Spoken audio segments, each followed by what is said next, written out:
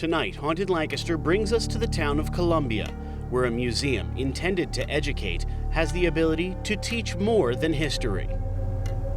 I mean, there are those things that go on that can't be explained, so by rational thought. So, I mean, I guess by definition that would be paranormal. The National Watch and Clock Museum is dedicated to preserving the history of timepieces, from the earliest to the most recent.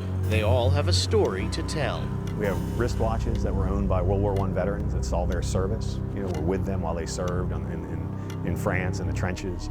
We have a tower clock in this room that was in Trinity Wall Street's church tower on 9/11. So it saw that day's events and the suffering that went with that. Being present for such moments of intense emotion can leave an imprint on an item.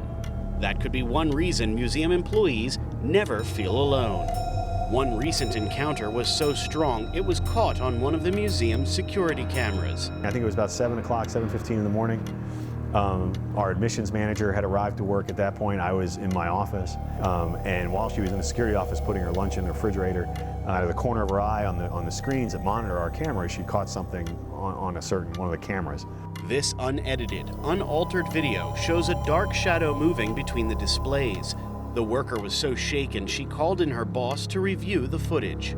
We went back into the video to see if it had actually captured anything. And what it actually captured was some kind of odd shadow dancing in a way, or jumping or moving around. Interestingly enough, the watch case that it's over is our World War I case, a case that has most of the watches that we have from World War I veterans in it.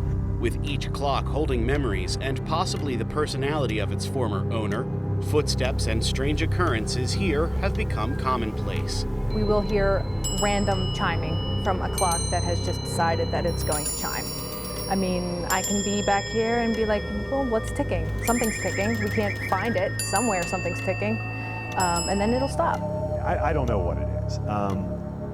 I think that there is certainly, we've certainly experienced enough in this museum to make us wonder what it is.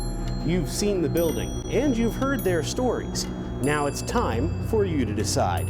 For Haunted Lancaster, I'm Peter Taraborelli.